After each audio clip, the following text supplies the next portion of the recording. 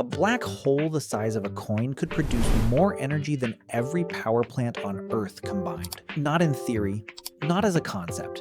Actually, this is real physics, and the numbers are so extreme they sound fake. But what if trying to tap into that power is the exact thing that destroys us? Because the most powerful energy source in the universe is also the most unforgiving destroyer nature ever created. Black holes are not vacuum cleaners floating in space. They're energy conversion machines that make everything we've built look like toys. Think about nuclear fission, the process that powers our reactors right now. It converts about 0.1% of mass into energy. Nuclear fusion, the thing happening inside the sun, reaches around 0.7% efficiency. Black holes obliterate both of those numbers. When matter falls toward a black hole, it doesn't just disappear. It spirals inward and forms what scientists call an accretion disk. This rotating ring of gas and debris moves at speeds so close to light that the friction alone creates temperatures in the millions of degrees. Before anything crosses the event horizon, it releases massive amounts of energy as X-rays and gamma radiation. Up to 40% of the mass gets converted directly into energy. Nothing else we know of comes close to that.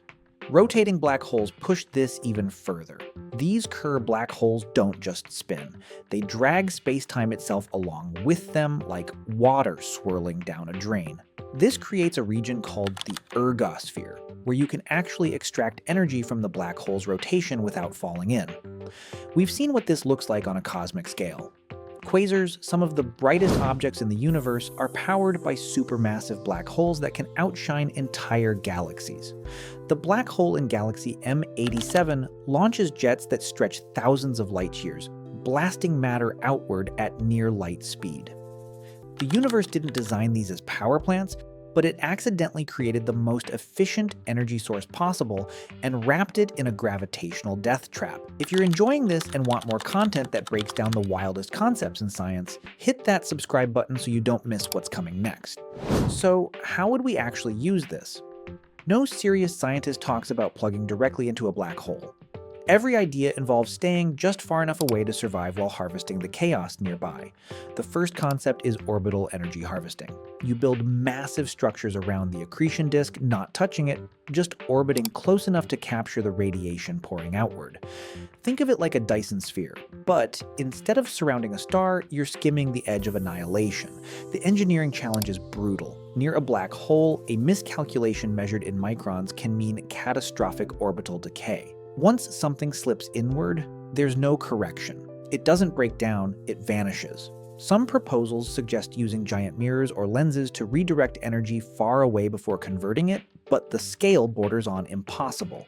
The second idea gets darker. Feed a micro black hole. Take a very small black hole, maybe one with the mass of a mountain, and control it like a reactor.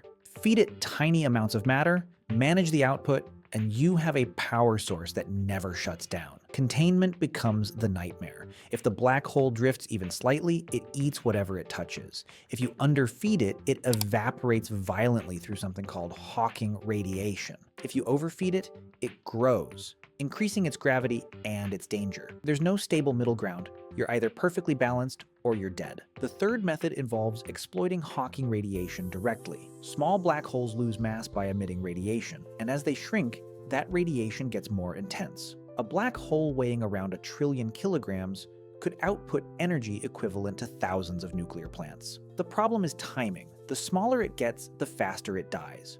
When it finally goes, it releases everything left in an intense burst of gamma radiation. Get it right, and you have limitless power. Miss the timing, and you've built a weapon that sterilizes planets. The fourth approach uses rotational energy extraction. By dropping matter into the ergosphere of a spinning black hole in a specific way, this is the Penrose process.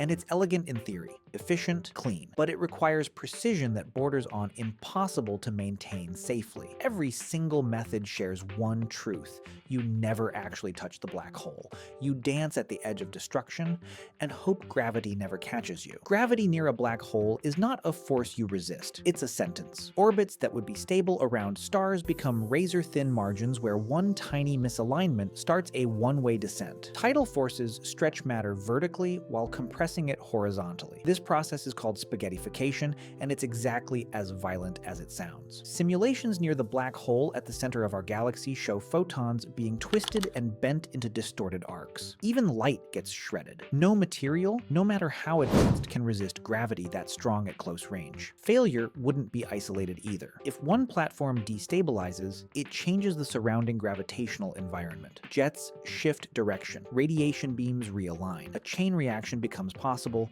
where one collapse triggers another. Bringing even a small black hole anywhere near Earth would be catastrophic.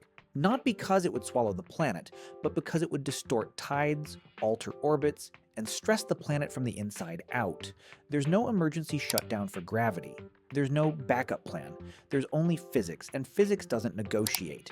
Now add time distortion to the mix. The closer you get to a black hole, the slower time moves. This is relativity, and it's not negotiable. Near the event horizon, minutes locally can equal centuries far away. Operating a power station in that environment creates problems nobody talks about. Commands sent from a distance would arrive out of sync. Responses would return decades later. Automation doesn't solve this because AI bound by physical proximity experiences the same time distortion. The closer you position yourself for maximum efficiency, the more disconnected you become from the rest of civilization. You could work a single shift and return to a universe that has aged beyond recognition. Entire civilizations could rise and fall, while a reactor operator experiences what feels like a normal day. Push that idea further. An AI designed to manage a black hole reactor would watch humanity accelerate through time from its perspective. It would see civilizations collapse while monitoring what appears to be a stable energy output, completely unable to intervene. The power paradox becomes obvious. Maximum efficiency requires maximum time distortion. Your control slows down as power output increases. Eventually, you can't manage the system fast enough to stop anything going wrong. The worst-case scenario doesn't start with an explosion. It starts with a rounding error. Feed too much mass too quickly, and the black hole grows faster than expected. Its gravity increases, its feeding rate accelerates. Radiation output spikes beyond any containment system. A small black hole doesn't need to swallow planets to destroy them. It sterilizes them. Gamma radiation floods nearby space. Atmospheres get stripped away. Oceans boil off molecule by molecule. If the black hole stays below a certain stability threshold,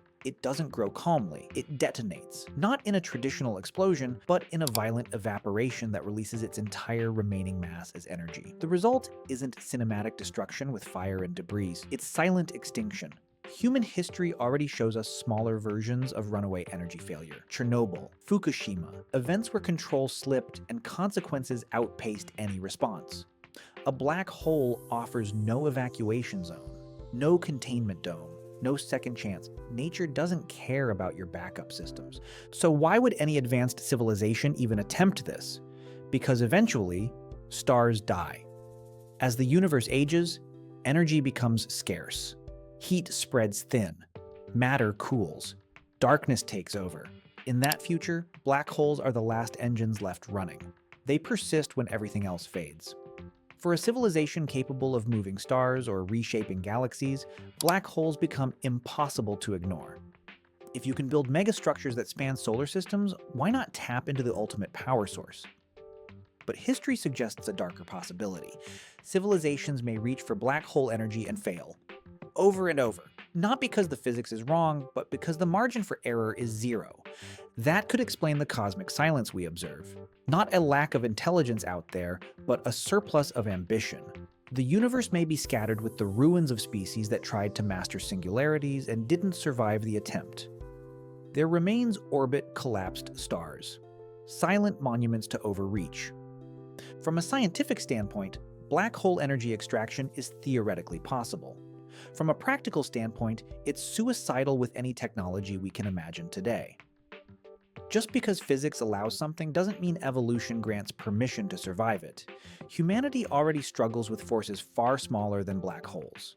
Climate systems, nuclear power, artificial intelligence, each leap in power tests not just our intelligence but our restraint. Maybe one day, post-human civilizations or ultra-advanced AI with quantum-level control could manage singularities safely. But until then, black holes remain what they've always been. Not tools, warnings. Because the closer you get to ultimate power, the closer you get to the point where failure ends everything. Black holes may be the universe's final battery, but plugging in might be the price no species survives. A black hole the size of a coin could outshine our world, but light that intense burns everything it touches. Humanity's greatest question isn't whether we can harness black holes. It's what kind of species would even try, because the moment we succeed won't just define our progress. It will test whether we deserve to survive it.